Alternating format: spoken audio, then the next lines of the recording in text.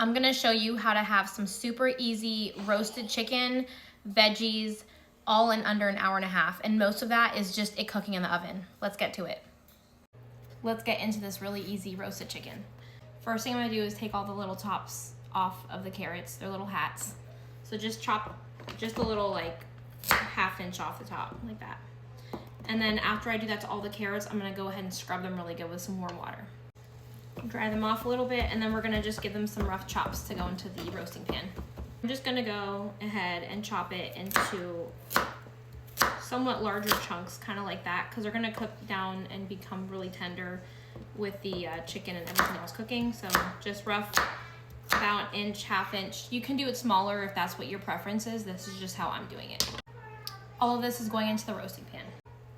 Next up is sweet potato. You can use any kind of potato. This is just what I'm using. I really like the flavor. If you haven't tried sweet potato with savory foods, it is absolutely delicious. It just gives that perfect amount of sweetness. I recommend trying it if you haven't. I'm gonna go ahead and peel this, and then we're gonna chop it into about 1 inch cubes. Potato into half first. Be careful cutting sweet potato because they're harder to cut than regular potato. So I cut it in half first to give myself a flat surface so it's a little safer. It won't wiggle around on you. Cut that into half, and then I'm gonna do a half again, so it'll be into 4s. And then take those pieces, and you're just gonna do little pieces like that. And you can cut these smaller if you want. Again, it's gonna roast for about an hour, so it's gonna be really tender when they're done. All of this is going into the roasting pan with the carrots. Last thing to cut up is onions, and I'll be cutting these up into larger pieces as well, because once again, it's all gonna cook down with the rest of the stuff while it's roasting. So you don't need it to be into small pieces. So get in half, I'm gonna cut it in half, and then half again. So into 4, each half into 4 little cubes. I have some like half melted butter. Ideally take it out, leave it at room temperature, and then it's like a nice soft like putty, but I didn't do that. So I put it in the microwave for like 20 seconds. Into this, we're gonna be adding some roasted garlic powder, or garlic powder, whatever you have. And I'm just measuring with my heart here. There's no exact measuring. I'd say about ½ a tablespoon. About the same. Some paprika, a couple teaspoons-ish. I don't know.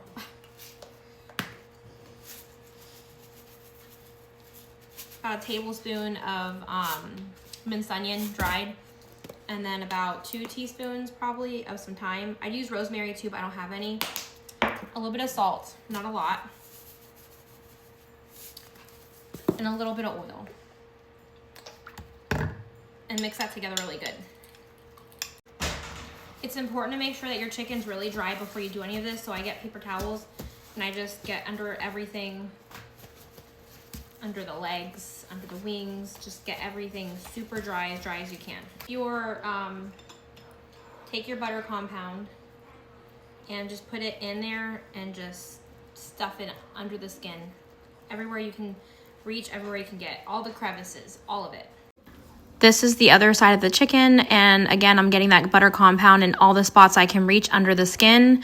And after you get everything under the skin, you're gonna get the rest of that and you're gonna put it on top of the skin, and just everything, use all of it. Into the pan with my onion, carrots, and sweet potato, I'm gonna throw some oil, and this is the pan I just used for the chicken, so get that butter compound in here too, it's not gonna hurt it. A generous amount of oil. I'm throwing some adobo on top, some garlic powder, some paprika. And then we're gonna put the chicken on top. Place it right on top. Doesn't need to be perfect. I poked a little hole in the skin, and I put both her legs in there so they stay together while she's roasting, so it cooks a little more evenly. Make sure to use all of that butter and put it on top.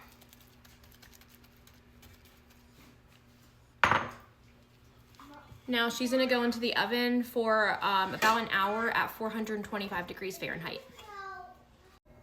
Chicken is all done and it's gorgeous, and as you can see, everything is super tender and cooked through just the way I wanted it to be. And now we're about to try it. This is my plate, and it is so good. This chicken is super, super juicy, super good. You need to try this.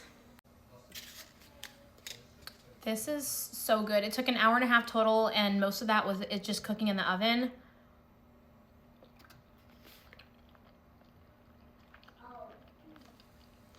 That is absolutely wonderful.